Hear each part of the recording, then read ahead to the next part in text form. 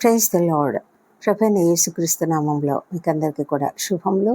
ఈ నూతన పునరుత్థాన దినంలో మీకందరికీ కూడా దేవుని యొక్క ఆశీర్వాదములు మెండుగా కుమ్మరించబడనుగాక.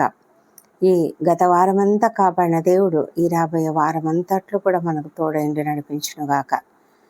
అయినను మన ప్రభువైన యేసుక్రీస్తు మూలంగా మనకు జయము అనుగ్రహించుచున్న దేవునికి స్తోత్రము కలుగునుగాక అని కొరింథీయులకు రాసిన మొదటి పత్రిక 15వ అధ్యాయము 57వ వచనంలో రాయబడినట్లుగా ఆయన మనకు జయము అనుగ్రహించి ఉన్నాడు. ఆయన ఆల్రెడీ మనకు జయం అనుగ్రహించి ఉన్నాడు. మనము ఒకవేళ విజ్ఞాపన ప్రార్థనలు చేస్తూ ఉన్నట్లయితే మనం ఎలా చేస్తున్నాము? మనం చేసేది శరీరాలతో కాదు కదా, మనం చేసేది ఆత్మీయమైనటువంటి పోరాటము. అంధకార శక్తులతో, ప్రధానులతో, అధికారులతో మనం చేస్తున్నాం. అయితే ఈ పోరాటము మనం చేస్తున్నట్లయితే ఎలాగంటే ఒక విజయంలో నుంచి మనం ప్రార్థన చేస్తున్నాం. ఎందుకంటే మనము ఇప్పటికే విజయము పొందుకొని ఉన్నాము. మన ప్రభువైన యేసుక్రీస్తు ఆయన శిలువ పైన బలియాగమైనందువలన నీకు నీ యొక్క పాపములు, నా యొక్క పాపములు ఆయన క్షమించి ఉన్నాడు. ఆయన మనకు శాప విమోచన, పాప విమోచన, సమస్తం నుంచి విడుదలను అనుగ్రహించి సాతానుపై ఆల్రెడీ ఆయన విజయం సాధించాడు. కాబట్టి ఆయన జయము అనుగ్రహిస్తూ ఉన్నాడు. మనము యేసుక్రీస్తు మూలంగా జయము అనుగ్రహిస్తూ ఉన్నటువంటి ఆ దేవునికి కృతజ్ఞతాస్తుతులు చెల్లించుకుంటూ మనం ప్రార్థన చేయాలి. అంటే మనము ఒక విజయం కొరకు ప్రార్థన చేస్తూ ఉండవచ్చు. అంటే ఎవరి కొరకు? ఇతరుల కొరకు. అయితే మనము ఎలా చేస్తున్నామంటే మనం ఆల్రెడీ విజయం పొంది ఉన్నాము కనుకనే మనం చేస్తున్నాము. ఎప్పుడైతే మనము ఆ విధమైన విజయం పొందిన ఆ విజయంలో నుంచి మనం ప్రార్థన చేస్తామో అది శత్రువుకు ఖచ్చితంగా ప్రమాదకరమైనటువంటి ప్రార్థన.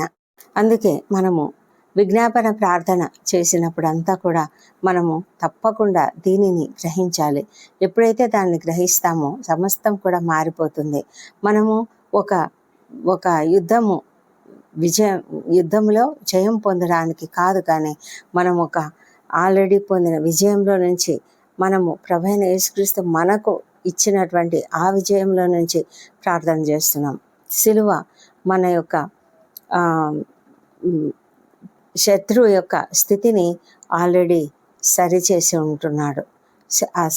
ఉంటున్నది. కాబట్టి మన ప్రార్థనలు ఒక భయంకరమైన పోరాటంతో మనం చేస్తున్నప్పటికీ కూడా అందులో దుఃఖం అనేది ఉండకూడదు. ఎందుకంటే మనం ఆల్రెడీ విజయం సాధించాము. అయితే మరొకరి విజయం కొరకు మనం ప్రార్థన చేస్తున్నాము. కాబట్టి మన ప్రార్థన ఎంతో బలమైనదిగా ఉండాలి, ఎంతో శక్తివంతమైనదిగా ఉండాలి. అందుకే మనము ఆల్రెడీ దేవుడు మనము అపవాది పైన విజయం సాధించినటువంటి ఆ దేవాది దేవుణ్ణి జ్ఞాపకం ఉంచుకోవాలి. ఆయన మన కొరకు ఆల్రెడీ సఫర్ అయ్యాడు. ఆల్రెడీ ఆయన మన కొరకు విజయం సాధించి పెట్టాడు కదా. ఈ విజయం సాధించిన విజయాన్ని మనం ఎప్పుడు కూడా జ్ఞాపకం పెట్టుకోవాలి. అపొస్తలుడైన పౌలు కొలస్సీలకు రాసినటువంటి పత్రికలో మనం చూసినట్లయితే ఏలయనగా దేవత్వం యొక్క సర్వ పరిపూర్ణత శరీరముగా క్రీస్తునందు నివసించుచున్నది. మనమంతా కూడా ఆయన యందు సంపూర్ణులమై ఉన్నాము. ఆయన సమస్త ప్రధానులకును అధికారులకును శిరస్సై ఉన్నాడు. ఆయన ఏం చేశాడు అంటే మనము అపరాధముల వలనను శరీరమందు సున్నతి పొందక ఉండుట వలనైనను మృతులమై ఉన్న పరిస్థితిలో ఉన్నాం. అయితే దేవుడు ఏం చేశాడు? రాతపూర్వకమైన ఆజ్ఞల వలన మన మీద రుణముగాను మనకు విరోధముగాను ఉండిన పత్రమును మేకులతో సిలువకు కొట్టి దాని మీది చేవ్రాతను తుడిచివేసి మనకు అడ్డం లేకుండా దానిని ఎత్తివేసి మన అపరాధములనన్నిటినీ క్షమించి ఆయనతో కూడా మిమ్మును జీవింపజేశాను. అంటే మనలను జీవింపజేశాను. ఆయన ప్రధానులను అధికారులను నిరాయుధులనుగా చేసి సిలువ చేత జయోత్సవంతో వారిని పట్టి తెచ్చి బాహాటంగా వేడుకకు కనపరచెను. ఇంత గొప్ప అద్భుతమైన విజయము ఆయన సిలువ మీద పొంది ఉండగా, మన కొరకు సాధించి ఉండగా, మనము ఇంకా భయముతో ఏదో శత్రువు మనల్ని ఏదో చేస్తాడు అన్న భయంతో ఉన్నామా? అలాంటి మనసు మనలో ఉన్నట్లయితే వెంటనే దాన్ని తీసేసుకుందాం. ఎందుకంటే ఎప్పుడైతే ప్రభువైన యేసుక్రీస్తు నీకు నాకు సొంత రక్షకునిగా అంగీకరించామో, ఆయన చేసిన గొప్ప కార్యంను విశ్వసించామో, అంటే ఆయన శ్రమపడ్డాడు, నీ కొరకు నా కొరకు శ్రమపడ్డాడు, చనిపోయాడు, పాతిపెట్టబడ్డాడు, మూడవ దినాన ఆయనను దేవుడు లేపి ఉన్నాడు, ఆయన పునరుద్ధానుడై ఉన్నాడు. ఆ సంగతిని మనం ఎప్పుడు కూడా మర్చిపోకూడదు. ఆయన మన కొరకు విజయం సాధించినటువంటి ఆ విజయాన్ని మనం గుర్తుగా మనం ఎప్పుడు కూడా సెలబ్రేట్ చేసుకుంటూ ఉండాలి. ఆదివారం మనం ఆరాధనకు వెళ్తాము. అయితే ఆ ఆరాధన కేవలము ఏదో చేయాలి కాబట్టి చేస్తున్నామా? నామకార్థంగా చర్చికి వెళ్ళి అక్కడ ఆరాధనలు జరిగిస్తున్నామా? అయితే మనం ఇది జ్ఞాపకం పెట్టుకుందాం. ఆయన పునరుత్థానుడైనటువంటి ఈ దినాన్ని మనం ప్రతిరోజు జ్ఞాపకం చేసుకోవాలి. కేవలం ఆదివారం మాత్రమే కాదు, అనుదినము కూడా ఆయన పునరుత్థానుడైన ఆ దినాన్ని జ్ఞాపకం చేసుకోవాలి. ఆయన చేసిన గొప్ప కార్యాన్ని మనం జ్ఞాపకం చేసుకోవాలి. ఆయన మన కొరకు మనకిచ్చిన విజయాన్ని జ్ఞాపకం చేసుకొని మనం సంతోషంగా ప్రార్థన చేయాలి. ఎప్పుడైతే ఈ జ్ఞానముతో, అంటే ఈ యొక్క అండర్స్టాండింగ్తో మనము ప్రార్థన చేసినట్లయితే మన విజ్ఞాపన ప్రార్థనలు, మన ప్రార్థనలు అన్నీ కూడా చీకటి శక్తులను కదిలించగలుగుతాయి, వాటిని వణికించగలుగుతాయి. మనము ఎంత గట్టిగా ప్రార్థన చేస్తున్నామని కాదు, కానీ మన వెనక ఉన్నటువంటి అధికారం ఉన్నదే, ప్రభువైన యేసుక్రీస్తు మనకిచ్చినటువంటి ఆ అధికారమును బట్టి మన ఎదుట ఉన్నటువంటి అపవాది భయంతో వణికిపోతూ ఉంటాడు. అందుకే ఆ అపవాది మనలో ప్రార్థనలు చేయనీయకుండా ప్రార్థనకు ఎప్పుడు కూడా అడ్డు తగులుతూనే ఉంటాడు. ఆ అపవాదికి మనం బైబిల్ చదివితే నో ప్రాబ్లం, చర్చికి వెళ్తే నో ప్రాబ్లం, కానీ ఎప్పుడైతే నువ్వు మోకరించి ప్రార్థన చేస్తావో, ఎప్పుడైతే నువ్వు ఇంకొకరి కొరకు కూడా విజ్ఞాపన ప్రార్థనలు చేస్తూ ఉంటావో, అపవాదిని జయించుట కొరకు మనం చేసే ఆ ప్రార్థన ఆ అపవాదికి చాలా భయం కలిగిస్తుంది, వణికిస్తుంది. అందుకే మనల్ని ప్రార్థన చేయకుండా ఆపుతూ ఉంటాడు. మనం గ్రహిస్తాం, మనము విజయం కొరకు మనం పొందిన విజయం నుంచే మనం ప్రార్థన చేస్తున్నాం. కాబట్టి ఈ ప్రార్థనలు ఎంతో శక్తివంతమైనవి, బలమైనవి. మనం తప్పకుండా విజయం పొందుకుంటాం. ఈ ప్రార్థనలో మనం అందరం కూడా కలిసి ప్రార్థిస్తున్న ఈ దినాన, ఈ క్షణాన దేవుని యొక్క శక్తి మన వెనుక ఉన్నది అని గ్రహించి మనము ధైర్యంగా ప్రార్థన చేద్దాం. దేవుడి కృపావర్తన దీవించునుగాక. ప్రార్థించుకుందాం. ప్రార్థనలో తప్పక అందరూ కూడా ఏకీభవించండి, చివరి వరకు కూడా పాల్గొనండి. పరిశుద్ధుడా, ప్రేమ కలిగిన మా ప్రియ పరలోకపు తండ్రి, నీకు వందనములు, స్తోత్రములు ప్రభా. తండ్రి, ఓ మరణమా నీ ముల్లెక్కడ? ఓ మరణమా నీ విజయం ఎక్కడ?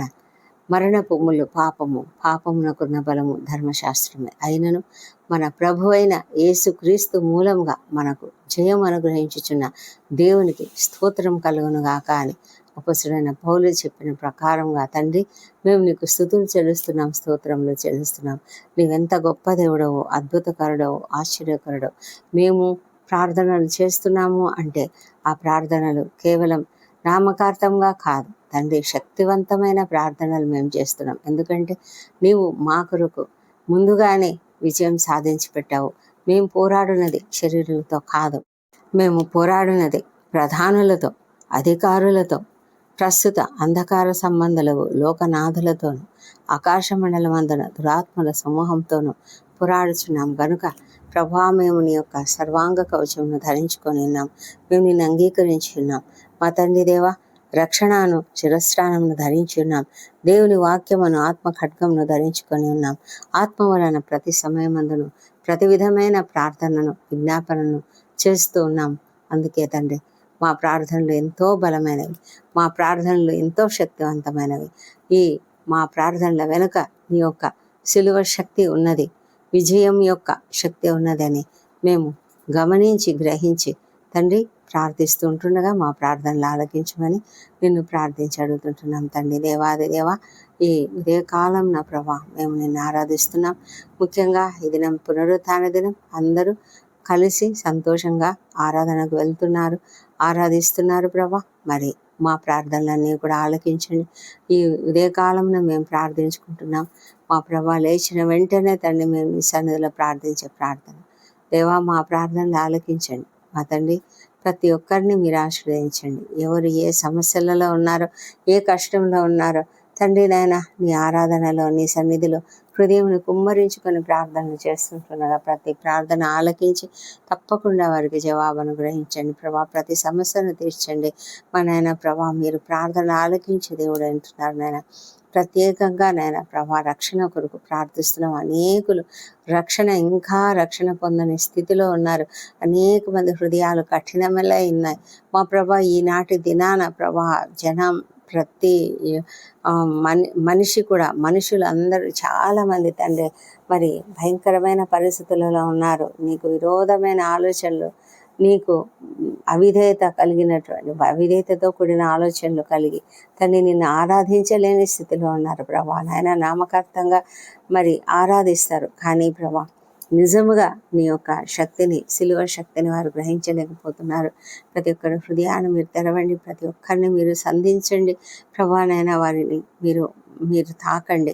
ప్రతి చెవి వినగలిగిన చెవిగా ఉండాలి, ప్రతి హృదయము గ్రహించగలిగిన హృదయంగా ఉండాలి ప్రభా. వాక్యము విన్నప్పుడు తండ్రి ఆ వాక్యంతో వారిని సంధించమని ప్రార్థిస్తున్నాం దేవా ప్రభా. వాక్యం వినకుండా ఎవరైతే భయంకరమైన స్థితిలో, చర్చికి కూడా రాకుండా ఉండే భయంకరమైన స్థితిలో ఉన్న వారిని ప్రభా మీరు దర్శించండి ప్రభానైనా మీ యొక్క అద్భుత శక్తిని వారికి ప్రదర్శించమని ప్రార్థిస్తున్నాం. నీ ముఖ దర్శనం వారికి అనుగ్రహించండి దేవా ప్రభా.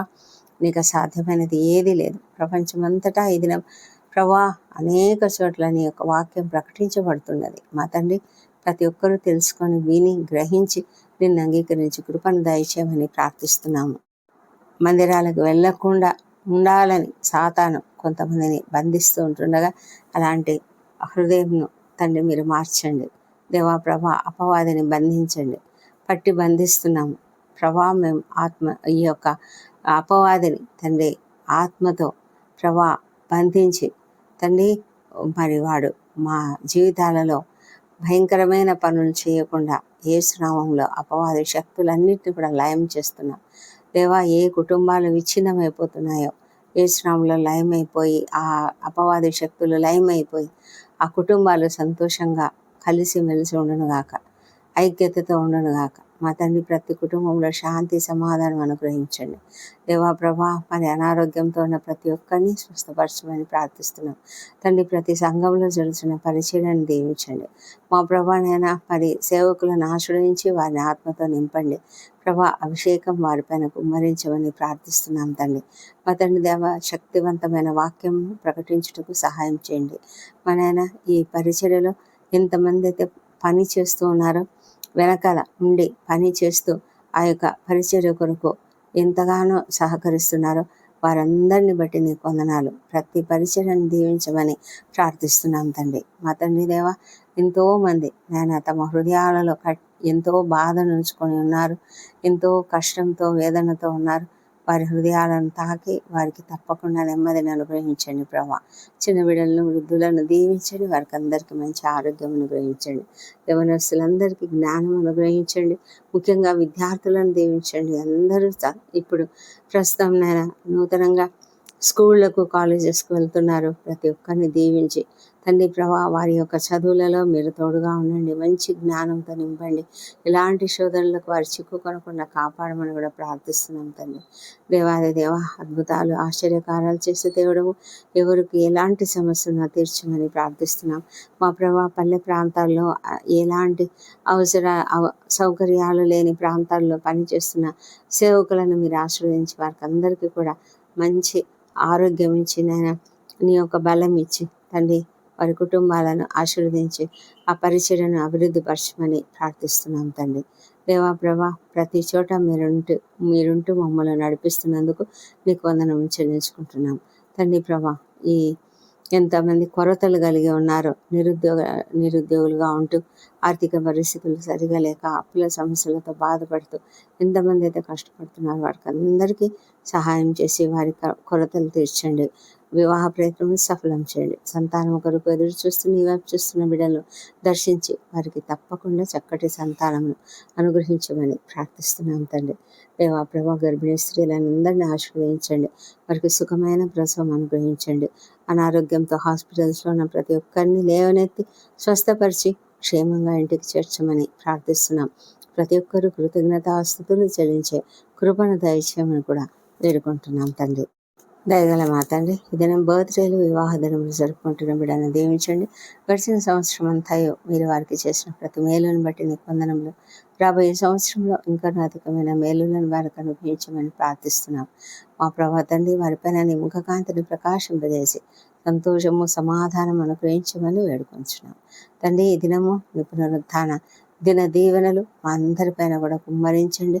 వాక్యము విని మేము సంతోషించి ఆరాధించి దీవెనలు పొందుకొని క్షేమంగా ఇంటికి చేరినట్లుగా సహాయం చేయమని ఈ ప్రార్థనలు మా ప్రభువైన యేసుక్రీస్తు నామంలో అడిగి పొంది ఉన్నామని నమ్ముతూ నీకు స్తోత్రం తెలుస్తున్నాం తండ్రి. Amen, amen.